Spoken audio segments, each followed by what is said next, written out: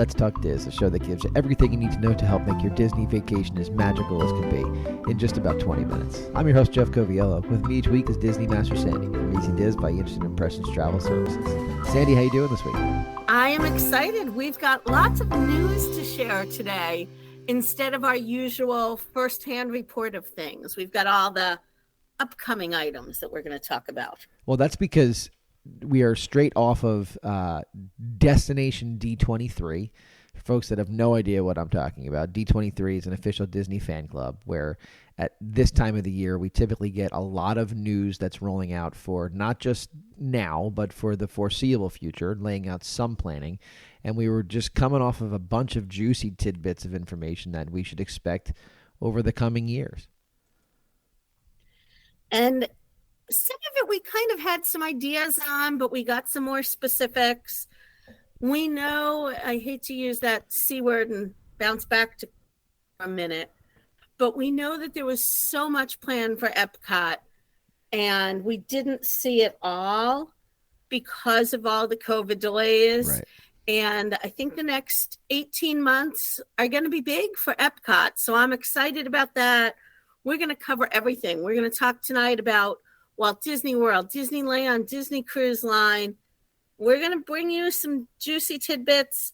And again, we're talking 18 months to 2 years. So, start filling that piggy bank, because one of these announcements I'm excited for, but it's going to cost me a lot and take a lot of vacation time. So let's get planning. All right. So we're just going to kind of go down the line here. There are plenty of things that are set to debut over the next, like you said, 18 months.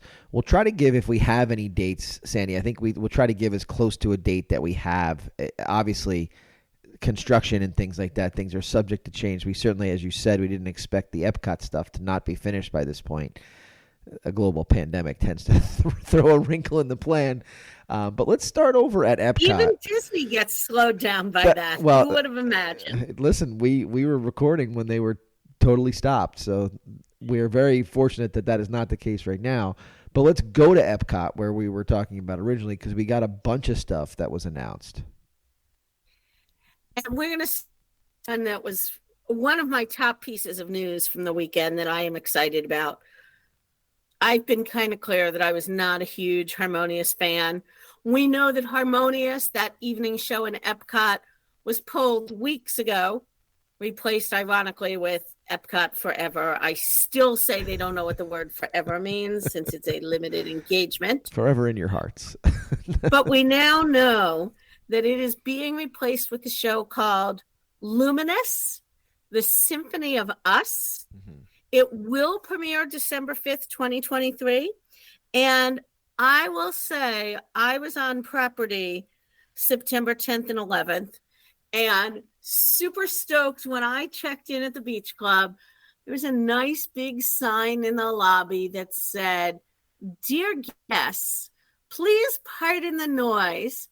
Epcot will be testing fireworks tonight, 10 p.m. to 1 a.m. So, of course, I went out. I definitely couldn't get as close as I wanted.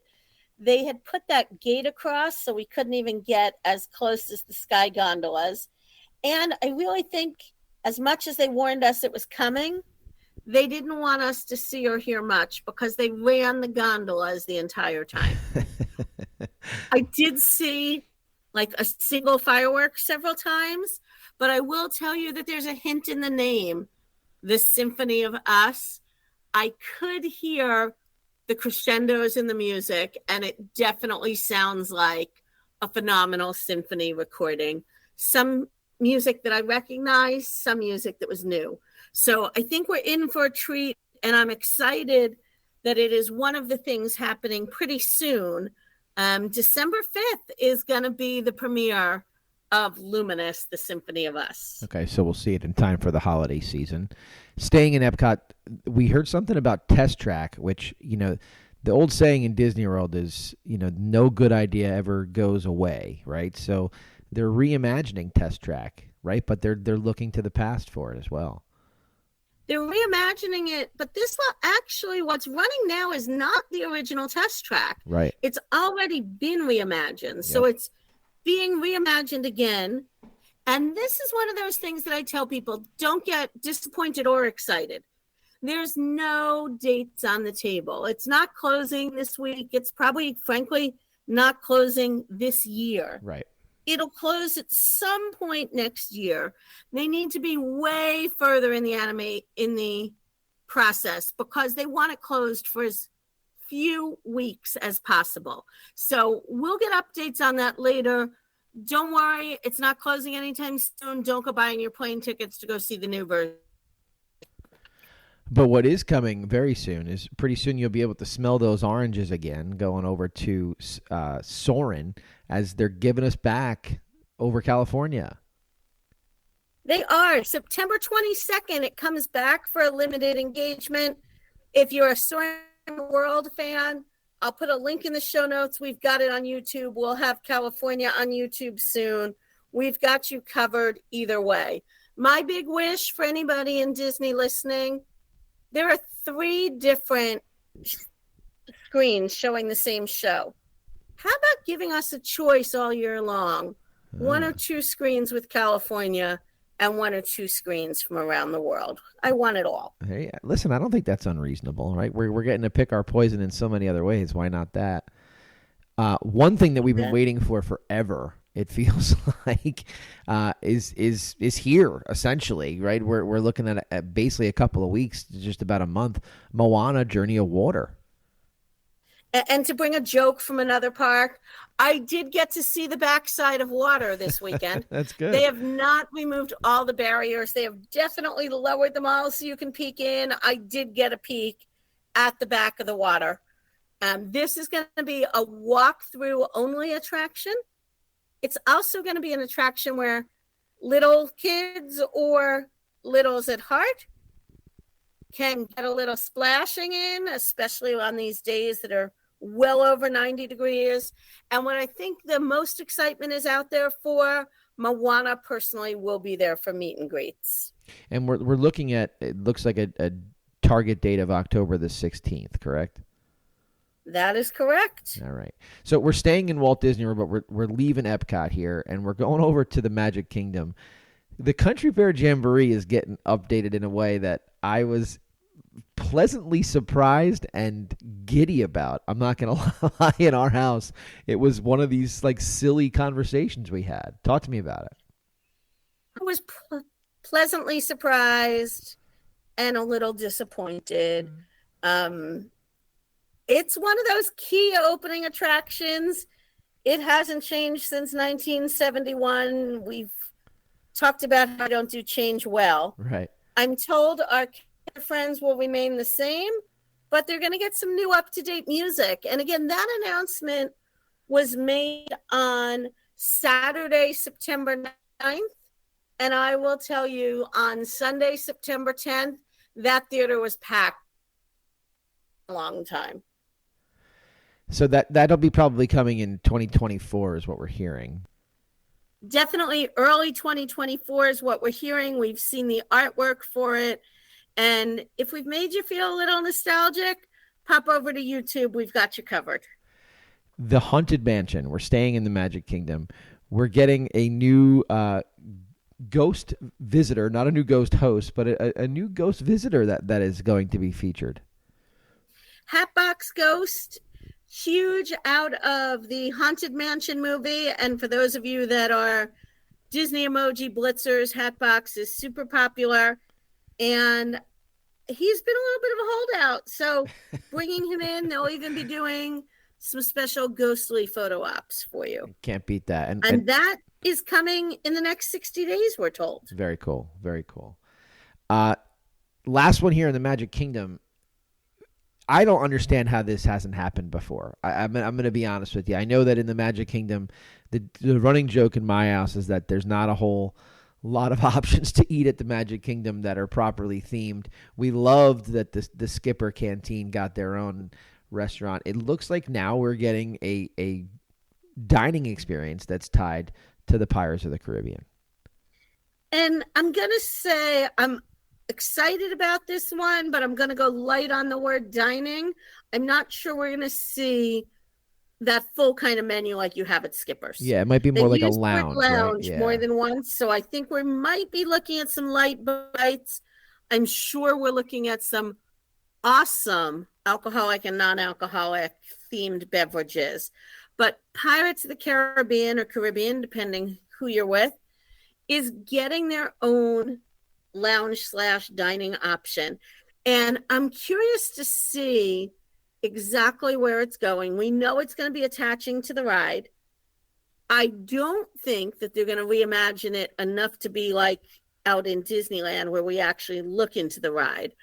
But we know that the Pirate League for Makeovers closed a couple of years ago. They've got that huge gift shop. And if you're standing in front of Pirates to the right, they do have a good amount of usable land that is just greenery right now, all in front of the railway. So they have a lot of cool potential.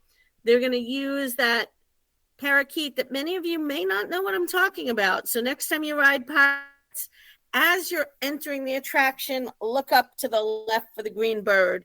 He's going to be our new inspiration. All right. And that'll be sometime in 2024. But my guess is definitely the second half of the year. Yeah, that's what I was going to ask. It's probably falls towards the second half of 24. And again, I think that's an interesting thing to point out is we're talking about a lounge space. We're talking about alcohol. As we know, that those are not necessarily things that are native to the Magic Kingdom. So things are certainly evolving as we move on. Where do you want to go next? What's the next thing that you heard of that you think is worth discussing? Let's go to Animal Kingdom. Okay. They don't always get their fair share. And this first one I am excited about, as is Annie. This is her favorite. Tree of Life, which features Tough to Be a Bug inside. We will be saying goodbye to Tough to Be a Bug sometime in the coming year. My it is late 2024, mid 2025. We will say hello to Zootopia. Yeah. Yay! That's exciting in my house too. When we broke that news to our kids, they were super excited. Not a movie that's gotten a whole lot of love in our theme parks domestically, so it'll be fun to see that. And I was just going to say, in our house, huge Judy Hopps fans. Yeah. And Zootopia internationally is getting a lot of space parks, and we're not in the U.S., so I'm glad to get it here and not be going on to this big trek right now. Yeah, definitely. There's another change for Animal Kingdom, and I'm going to throw this one to you, Jeff, because I will say, Jeff and I don't always talk in between recording, but I got a really quick text from Jeff when this piece of news came out. So go for it. Well, it's very rare you hear me outwardly criticize the House of the Mouse, but I'm going to do this now because they're retheming Dino Land in the Animal Kingdom, and they gave. Let's be honest, it needed it. 100%. I'm not even going to begin to argue that, but they did give us a couple of different options. One of which they started playing music from Encanto, which took the world by storm, right? There's no doubt about it that they're trying to figure out a way to put that intellectual property into our domestic parks. But then they also played the score from Indiana Jones. And to me, it just doesn't make any sense whatsoever why we're putting Indiana Jones in the Animal Kingdom at all, especially when we have the Indiana Jones stunt show that is at this point 3 decades past its prime over at Hollywood Studios. It seems to me if we're going to use this intellectual property, we could use it somewhere else. And to double down, if you will, we talked a little bit about National Geographic and Disney's ownership of that. To me, we're not using that in the way that we need to in this park. It would have made way more sense for me to retheme Dino Land USA with a whole Nat Geo spin. I think it's a lost opportunity there. I'm hoping, because this is a long way off, they're talking 24, 25, that type of thing, that there's time to really reconsider that. And if you want to use Encanto, that's fine. But Indiana Jones, in my opinion, we already have Pandora. We don't need anything else that's fictional. And I think, you said it and I said it. Dino Land needed that refurb. It was a great way to test the water.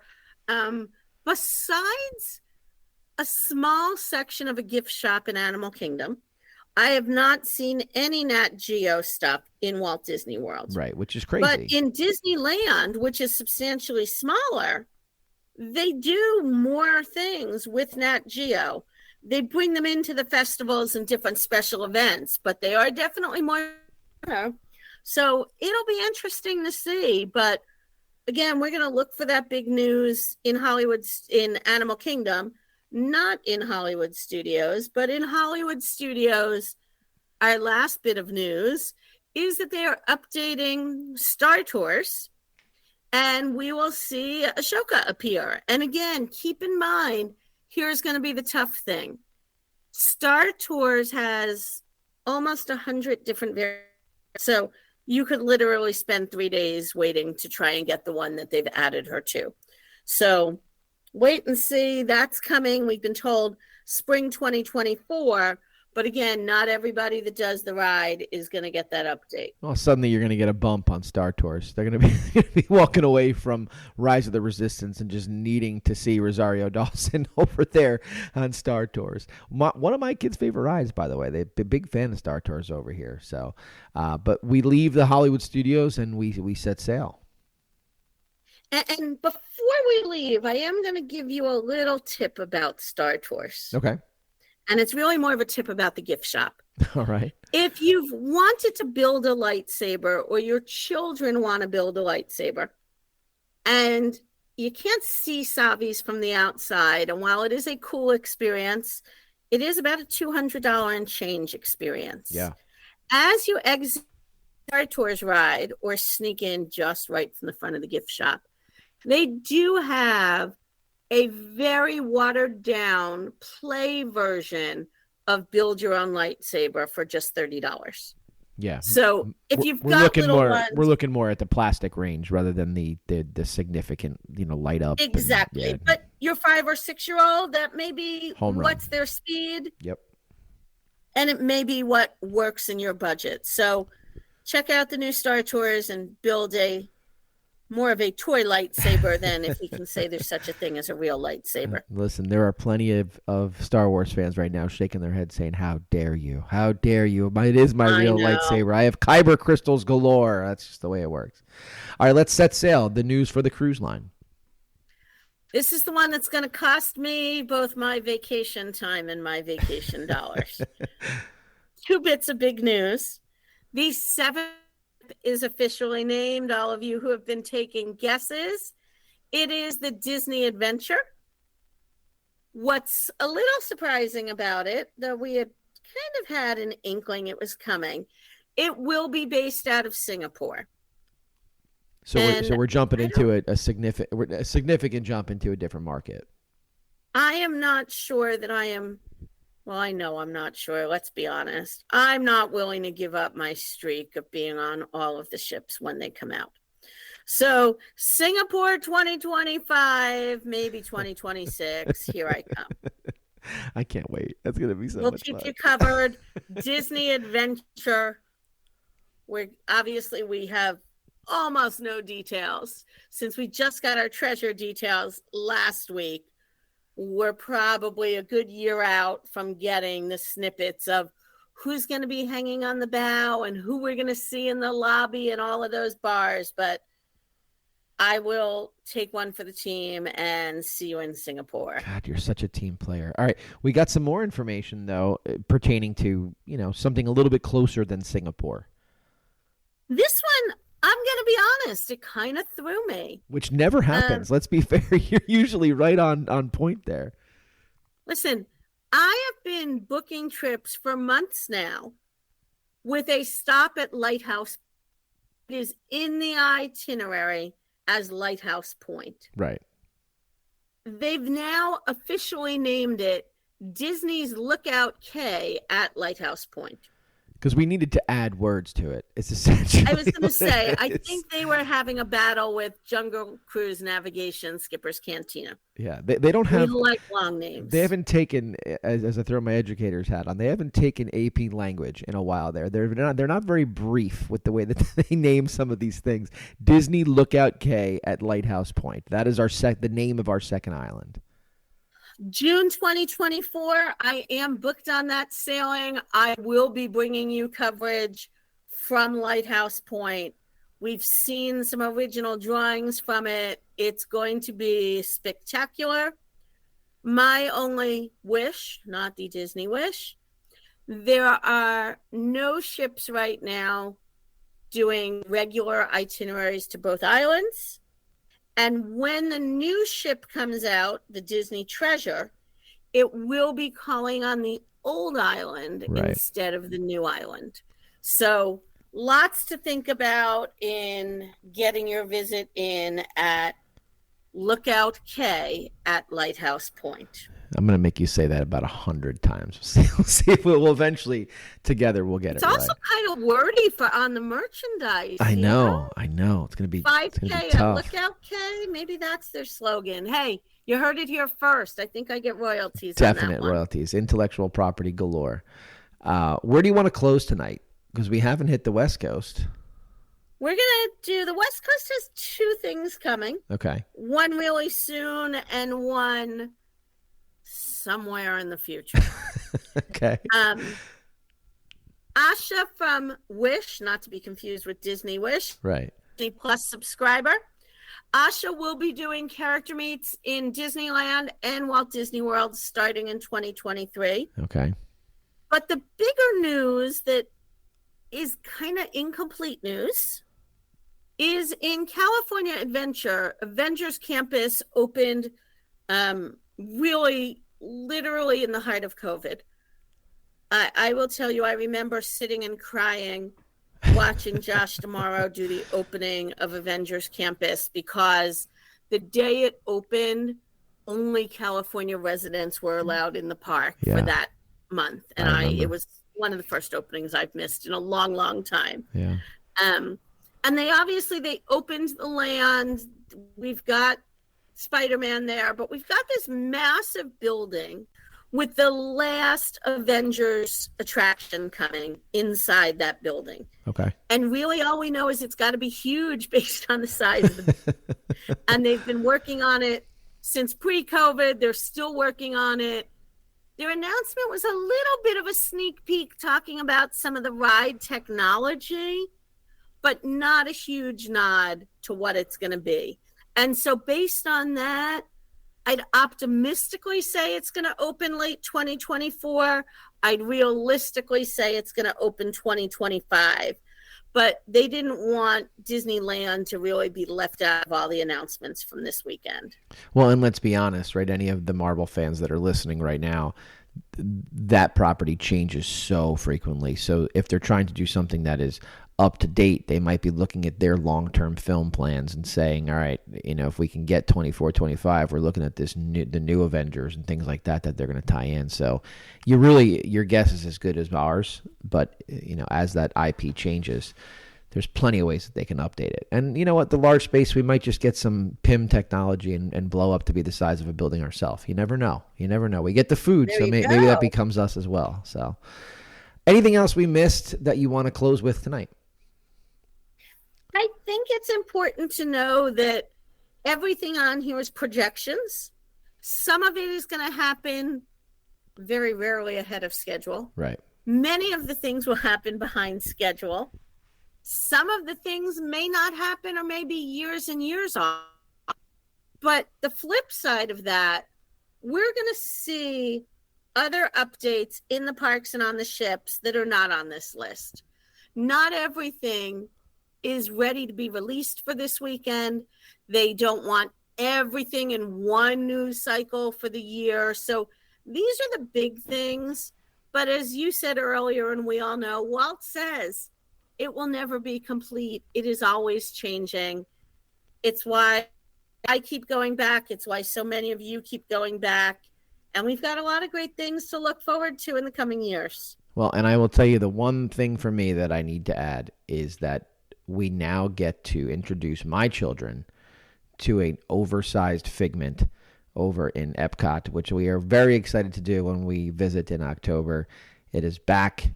You can now join Figment with a little bit of nod to the original attraction in the background there. So take a look and see if you can find some pictures. I'm excited for it.